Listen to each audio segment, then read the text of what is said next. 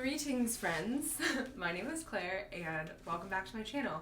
In today's video I am going to be talking all about photo assisting. I'm going to cover what it is, of course, break it down into my experiences with photo assisting, and that will lead into why I think everybody should do it. And of course I'll be sharing a little bit about how to find photographers out there, how to find photographers who need assisting, who needs some assistance, and how you can reach out to them. So here we are, part one. What is a photo assistant? A photo assistant is basically an assistant to the lead photographer. It could be a product photographer, like an editorial photographer, a wedding photographer, all kinds of photographers. Any photographer that needs some assisting, basically you could be working for them. You are basically any kind of support that the lead photographer is going to be needing during their project to, get everything done, keep the client happy, and get out of there. So as a photo assistant, you could be responsible for all different kinds of things, like unpacking gear from a car or a truck in the beginning of the day and, repacking that gear at the end of the night after the shoot. You can also be responsible for things like setting up stands, putting up C-stands and knowing how to move arms and knuckles properly and safely. Putting up lights, changing the settings on lights, maybe even helping changing some lenses, building modifiers and attaching modifiers to lights. You could be organizing cords and doing all the electrical work, making sure everything has some power, some juice, making sure the photographer has enough outlets. You can pick up lunch for everybody. Sometimes you might have to order lunch.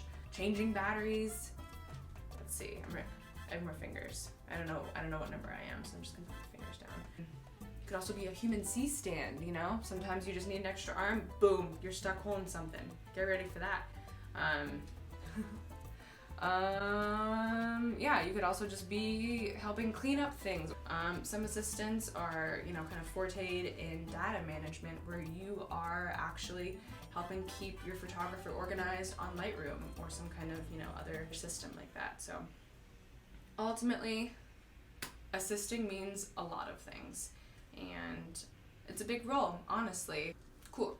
So now that we're all on the same page, let me share a little bit about my experience as an assistant and why I like it and why you should do it too if you're a photographer. So I've been doing it for over a year and a half now. Never really planned to be an assistant. Kind of just fell into my lap, honestly. But I'm really happy that it did, because it's brought me a lot of work, some pretty solid income into the pocket, Got some great experiences. Met some cool people, gone to shoot some cool things in cool places, and build my network. I like assisting for several reasons, some of them being, for example, it's kind of like continuous education. It's not like you go there and expect to be taught X, Y, and Z, during your day. It's more like continuous education from simply new experiences and being present while, just watching another photographer work, how they shoot, how they style, how they problem solve, how they interact with their clients, how they just are, how to learn how to have a good attitude and be a good leader as a photographer, those kinds of things. So I think it's really great to just have that exposure, to just simply keep learning and not get stagnant. So in addition to that, assisting is also a really great form of income. And of course, you get paid. Assistant rates are great, and there's always room for negotiation. At least there should be. But it's definitely possible to make, solid money as an assistant. So that's great. And in addition, I simply like assisting other photographers because I get to meet new people.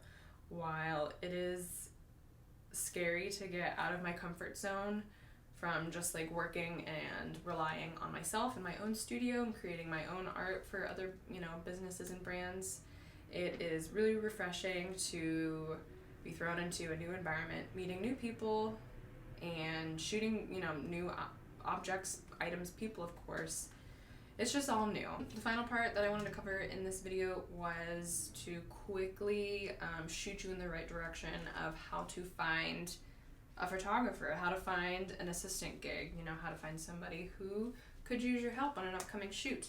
So how I have found my roles in the past was using Google.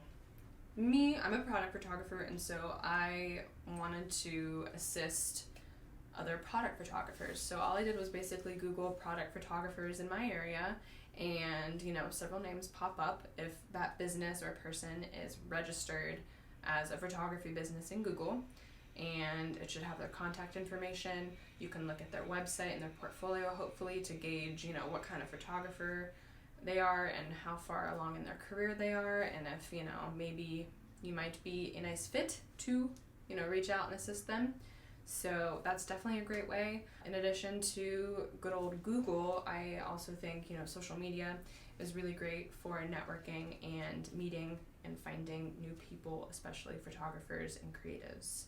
But yeah, I think Google is one of the easiest and quickest ways to locally find other photographers in your area. So give that a try. Let me know if that helps.